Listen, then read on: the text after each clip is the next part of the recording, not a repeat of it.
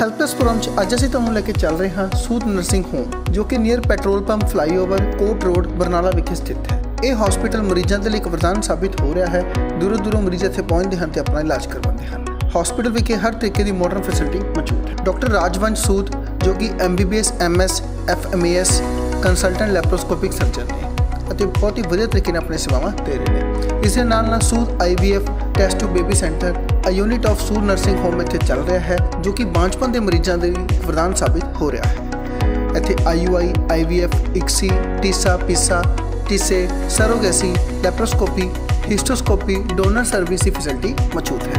Doctor Anuradha सूद जी जो कि MBBS DGO Mumbai PGDUS ने कंसल्टेंट गायनोकोलॉजिस्ट एंड सोनोलॉजिस्ट ने। साडी टीम ने डॉक्टर राजवंश सूद और डॉक्टर अनुराधा सूद जी नाल गलबात की जिन्होंने सानू सूद नर्सिंग होम और Sood IVF test tube baby centre बारे विस्तार नाल जानकारी दी। दर्शकों पंजाब प्लस चैनल ते तुहाडा स्वागत है। अज असीं हैं डॉक्टर राजवंश सूद, एक ऐसा नाम जिन्होंने लंबे समय तो अपनी सेवावां एज ए लैप्रोस्कोपिक सर्जन और सब तो वड्डी गल है कि IVF के जोड़े माहर ने डॉक्टर उन्होंने हसबैंड ने और दोनों मिलके IVF के जोड़े केस है उन्होंने सॉल्व करते हैं। एंड ऐसा स्वागत है तुहाडा साडे स्पैशल शो च। Good evening sir.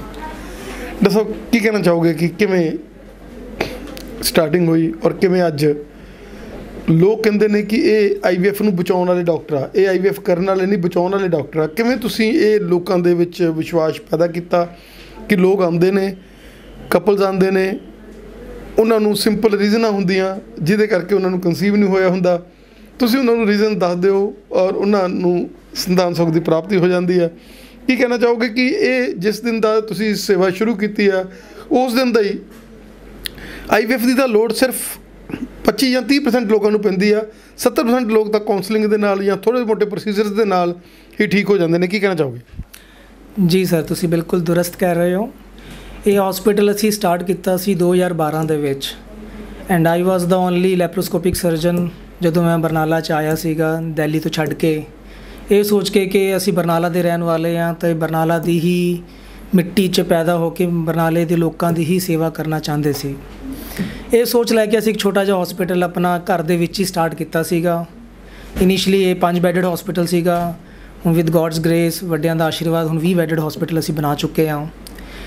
मेरे वाइफ डॉक्टर अनुराधा सूद ये अपनी एजुकेशन बॉम्बे तो करके आए थे, पर इन्हों का जोड़ा मेन इंटरस्ट सीगा वो इनफर्टिलिटी IVF वाल सीगा।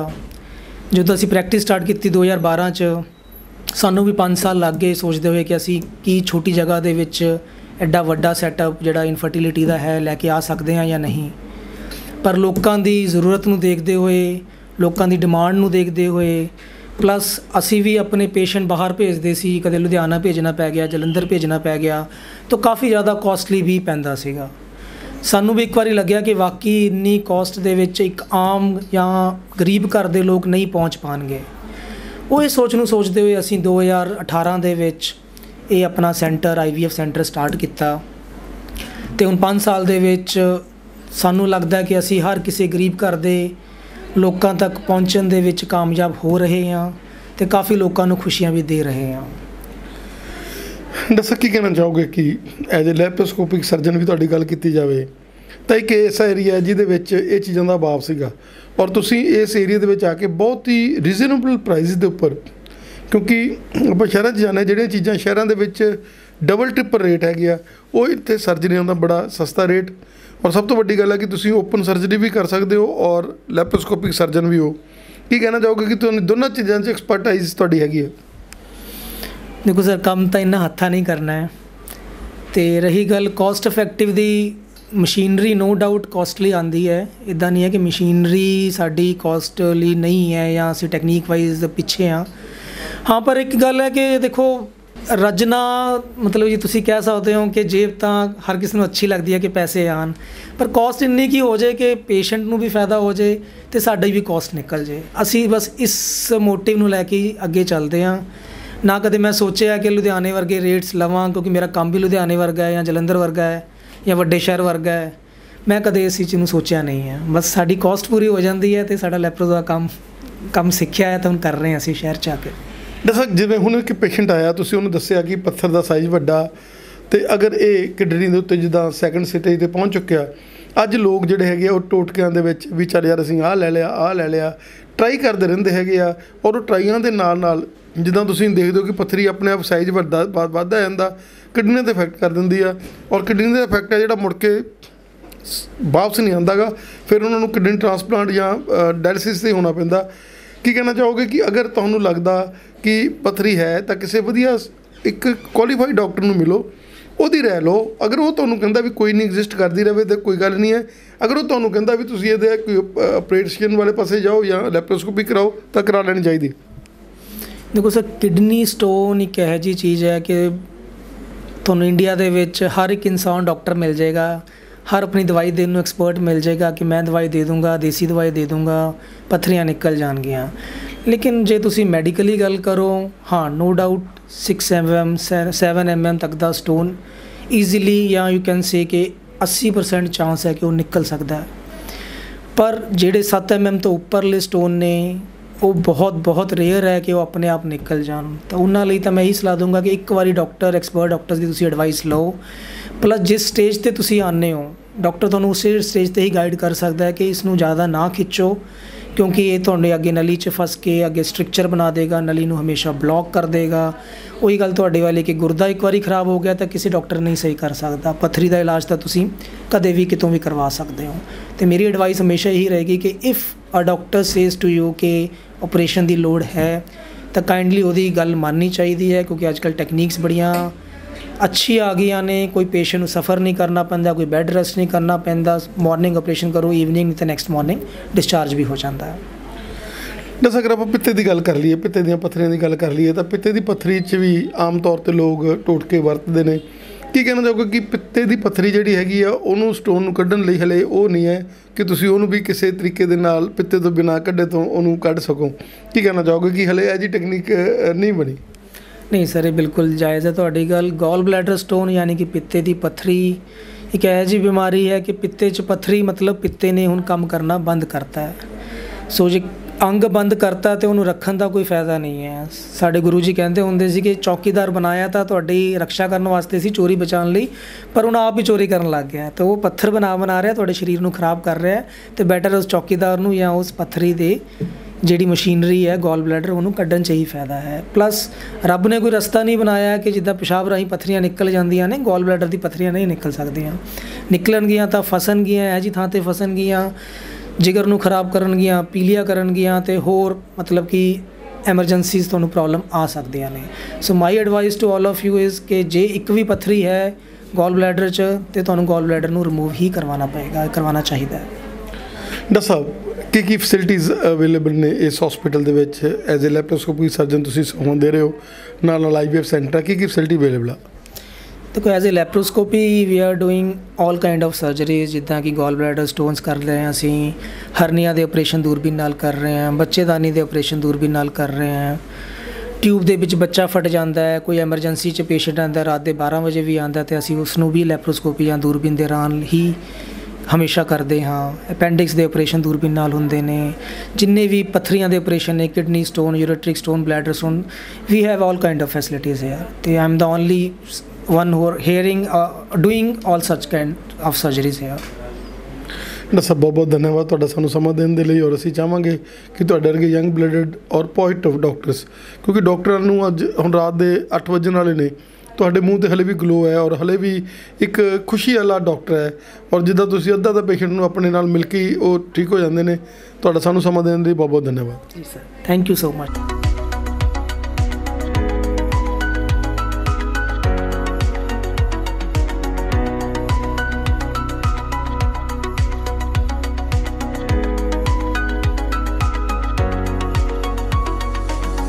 दर्शकों, हम बात कर रहे हैं डॉक्टर अनुराधा सूद जी के साथ, जो सूद IVF के MD हैं। मैडम, स्वागत है आपका हमारे स्पेशल शो में।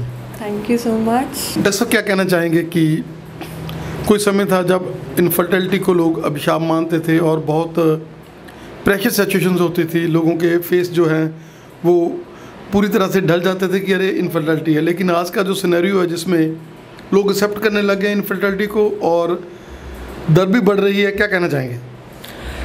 इनफर्टिलिटी आज की डेट में बहुत ज़्यादा कॉमन हो चुका है, बिकॉज़ हस्बैंड वाइफ बोथ दोनों हैं बहुत ज़्यादा काम की तरह इंटरेस्टेड हो चुके हैं, मतलब उनके जो एम्बिशियस हो चुके हैं, दे वांट टू बहुत ज़्यादा कमाई करना चाहते हैं, उनकी लाइफ में स्ट्रेस फैक्टर ज़्यादा बढ़ चुका है, सबको करियर की तरफ ज़्यादा ओरिएंटेड हो चुके हैं। उनको पहले होता है कि अपना करियर इम्पोर्टेंट है, करियर पूरा कर लें, बच्चे बाद में सोचेंगे, जिसकी वजह से स्ट्रेस फैक्टर ज़्यादा हो रहा है, plus the age factor at the time जब वो शादी कर रहे हैं वो ज़्यादा हो रही है। इसकी वजह से इनफर्टिलिटी बढ़ती जा रही है, प्लस आजकल का जो खाना पीना है, जो हमारा लाइफस्टाइल हो चुका है, बाहर खाना पीना, जंक फूड खाना, जिसकी वजह से हमारा एग्स वगैरह की जो प्रॉब्लम आ रही है, that is because of the poor lifestyle जो आजकल के बच्चे मेंटेन कर रहे हैं। डॉक्टर साहब क्या कहना चाहेंगे कि आप लोग एक बहुत ही बढ़िया काउंसलर हैं, जब भी पेशेंट्स आते हैं कई बार वो एक दो बार जो है IVF फेलर से ग्रस्त होते हैं, लेकिन आप लोग जब उनको इस जोन में लेकर जाते हैं, प्यार से बात करते हैं, और सबसे बड़ी बात है कि डॉक्टर साहब भी यहाँ पर मौजूद हैं, आप दोनों हैं हस्बैंड वाइफ, जब दोनों आते हैं तो उनकी जो बीच वाली जो टेंशन है, जो पॉइंट्स क्लियर होने होते हैं वो हो जाते हैं, और कई बार तो उन बेचारों को दिनों का भी पता नहीं होता, और इस वजह से इनफर्टिलिटी मतलब जो सिंपल रीजंस होते हैं कि क्या कहना चाहेंगे कि आप लोग जब काउंसल करते हैं तो बहुत सारे लोग जो वो उसमें अपने उनको कंसीव करें।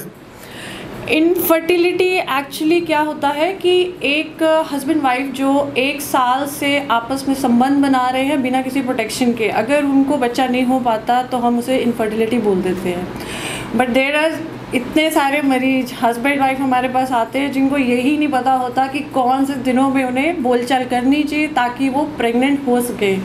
तो पेशेंट आपके पास आते हैं हस्बैंड वाइफ, आपको उनकी पूरी बात सुननी पड़ती है कि क्या उनके अंदर वो संबंध उस टाइम में मेंटेन हो भी रहा है कि नहीं। कितने मरीज़ होते हैं जिनको आप सिर्फ बात करके, सिर्फ दिन बता के, थोड़ी सी मेडिसिन खिला के आप उनको प्रेगनेंसी दे सकते हो। हर इंसान को IVF की ज़रूरत नहीं होती। देयर आर मैनी स्टेप्स होते हैं इनफर्टिलिटी को ट्रीट करने के लिए। काउंसलिंग तो बहुत ज़रूरी चीज़ है, क्योंकि पेशेंट जो इनफर्टिलिटी वाले होते हैं वो आप अंदर से बहुत ज़्यादा मायूस हुए होते हैं। तो अगर हम उनको थोड़ी सी हिम्मत, हौसला, दिलासा नहीं देंगे तो वो तो वैसे ही टूटे होते हैं, तो हमें तो उनके अंदर हौसला भरना ही पड़ेगा। डॉक्टर जैसे सिंपल प्रोसीजर जो होते हैं, आप लोग कई बार सिंपल प्रोसीजर के साथ ही, क्योंकि डॉक्टर साहब IVF के जो लेप्रोस्कोपिक सर्जन है, और आप लोगों दोनों का कॉम्बिनेशन ऐसा कॉम्बिनेशन है कि जब भी कोई पेशेंट आता है तो सिंपल जो प्रोसीजर होते हैं वो करके भी कई बार वो जो लोग कंसीव कर जाते हैं। अंधेरा बहुत सारे मरीज़ हैं जिनको आजकल की डेट में PCOD की प्रॉब्लम आ जाती है। PCOD का मतलब होता है कि पेशेंट को, लड़की को पीरियड्स की प्रॉब्लम आती है, जिसकी वजह से उसके पीरियड्स चढ़ जाते हैं, पीरियड इरेगुलर हो जाते हैं और उसके अंडे अपने आप नहीं बन पाते। तो इस चीज़ में हम क्या करते हैं कि हम उनको लैप्रोस्कोपी की तरह उनकी जो ओवरीज होती हैं उनको ड्रिल करते हैं।